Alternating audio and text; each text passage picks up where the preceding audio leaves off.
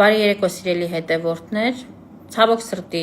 ազգային ժողովում կրկեսային ներկայացումները շարունակվում են եւ ոչ լեգիտիմ ընդդիմությունը չի դադարում ինձ զարմացնել։ Այսօր ես պետք է անդրադարձ կատարեմ Նարեկ Կարապետյանի կողմից արված երկու հայտարարություններին։ Առաջինը, որ թրիփը ճանապարհ է եւ միջանցք չէ եւ այդ խոսույթը մենք պետք է վերացնենք։ Նախ ասեմ, որ Սյունիքով, Ադրբեջանին Հայաստանի ինքնիշխան տարածքով անխոչնդոտ երթևեկելու հնարավորություն տալը, եթե Ադրբեջանը Հայաստանին իր տարածքով նույն հնարավորությունը չի տալիս, Նարեկ Կարապետյան, դա չի կարող ճանապարհ համարվել։ Էլ չեմ ասում, որ առանց խաղաղության պայմանագրի, առանց գերիների վերադարձի հարցի լուծման, առանց Արցախի ժողովրդի իրավունքների կարգավորման, դա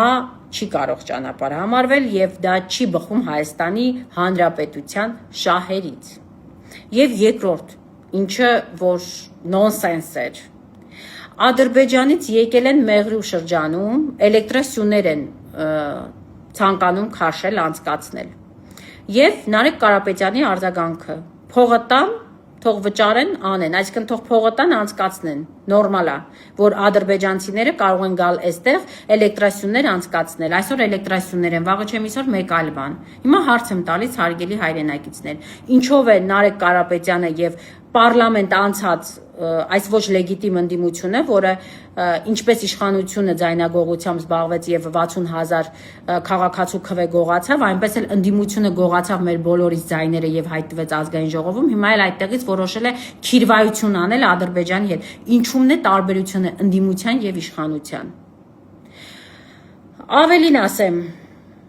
ոչ լեգիտիմ ընդդիմություն։ Պարզվում է, որ դուք գիտեիք, որ ադրբեջանցիները 2 ամիս է Մեղրիում են, Հայաստանի ինքնիշխան տարածքում են, չափումներ են իրականացնում։ Ինչու դրա մասին չէիք խոսում։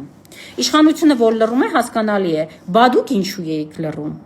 Ու այս ամենի ֆոնին, ասենք ծիծաղելի է։ Մենք խնդիրներ չունենք։ Սյունիքի անվտանգության հարց չունենք, սահմանամերձ գյուղերում, որ դպրոցները փակվել են սեպտեմբերին չեն վերաբացվելու, նման հարցեր չունենք, կրթությունը, առողջապահությունը, տնտեսությունը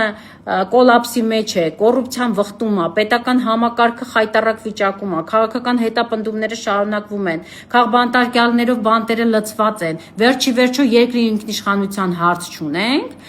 ազգային ժողովում ընդդիմությունը քննարկում է միայն վեհափառի անվան հարցը։ Ընդ որում սնուցում է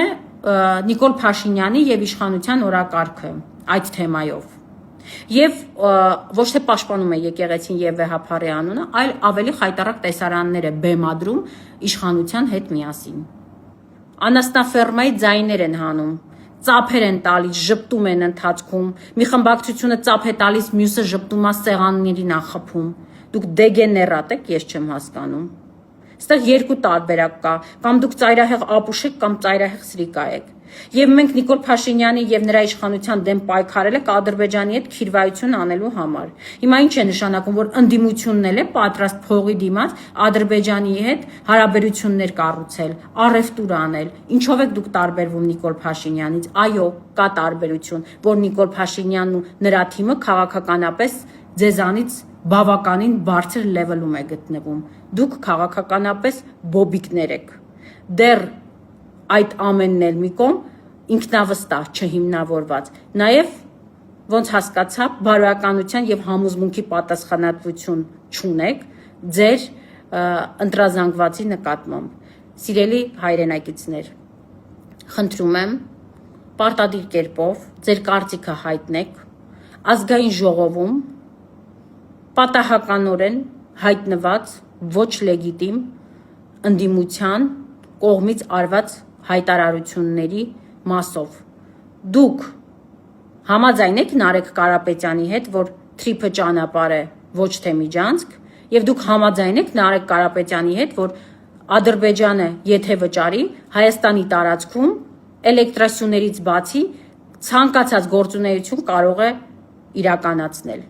փողի դիմաց։ Այդ թե ինչ է նշանակում